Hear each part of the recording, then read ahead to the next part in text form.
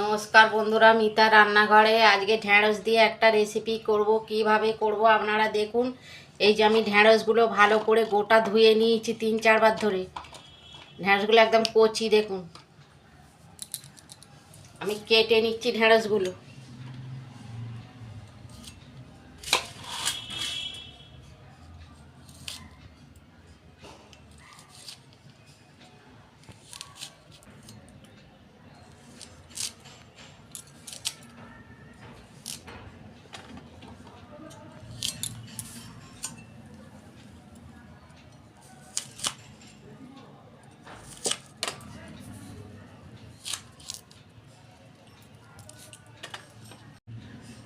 এইভাবে সব কটা আমি ঢ্যাঁড়স কেটে নেব।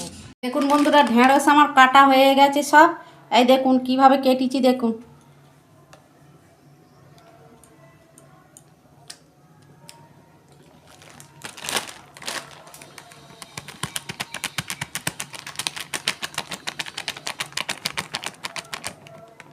ঢ্যাঁড়সে আমি বেসন দিচ্ছি, নুন দিচ্ছি, হলুদ দিচ্ছি, ঝাল লঙ্কার গুঁড়ো দিচ্ছি। মেখে নেবো আমি এটা ভালো করে।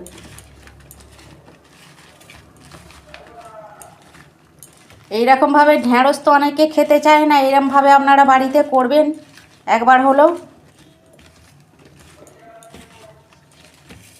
যারা খায় না তারাও খাবে।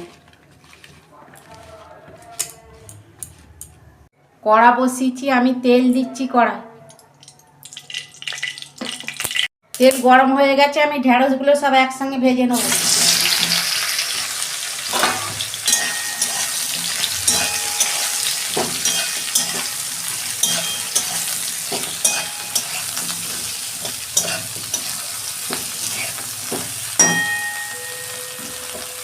দু মিনিট আমি ঢাকা দিচ্ছি, গ্যাসের ফ্লেম আস্তে করে। দেখুন বন্ধুরা, ঢাকনা খুলছি। ঢ্যাঁড়স আমার ভাজা হয়েছে, আমি একটু আগে নেড়ে দিয়েছিলাম।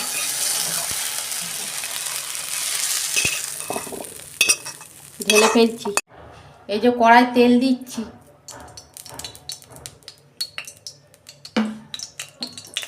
পাঁচ ফোড়ন দিয়েছি,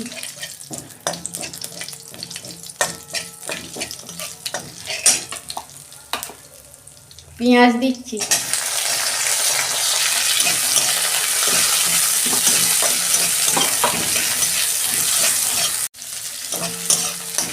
অল্প নুন দিচ্ছি,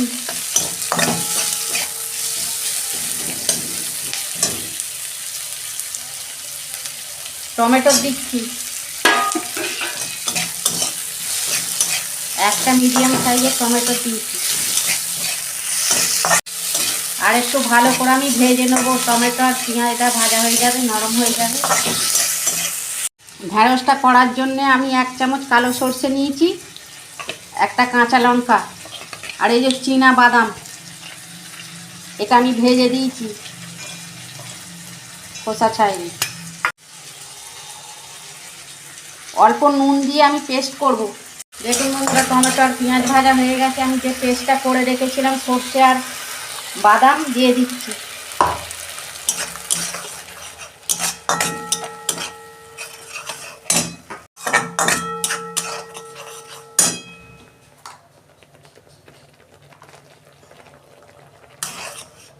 হলুদ দিচ্ছি,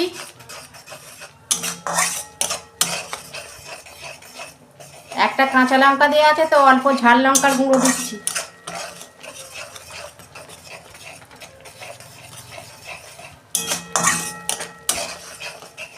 ধনে গুঁড়ো দিচ্ছি অল্প,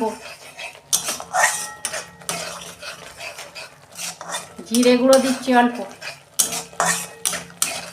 এবার আমি এইটা কাঁচা গন্ধটা চলে যাবে, আমি 2 মিনিট কষে নেব। অল্প চিনি দিচ্ছি আমি, 2-4 দানা।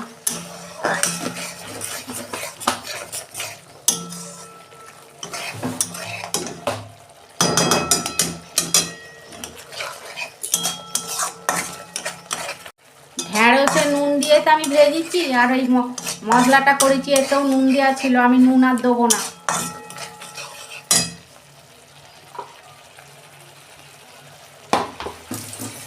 অল্প আমি জল দেবো, বেশি জল দেবো না, ঢেঁড়সটা তো ভাজা আছে।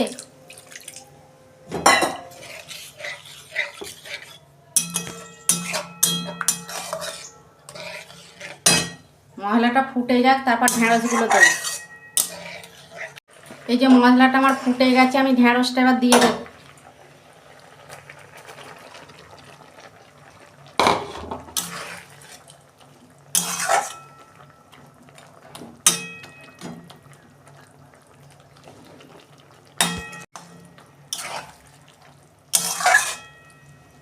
আমি গ্যাসের ফ্লেমটা আস্তে করে 2 মিনিট আমি ঢাকা দেবো।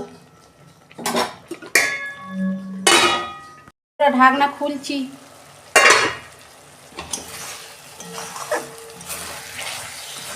হয়ে গেছে, আমি ঢেলে ফেলছি।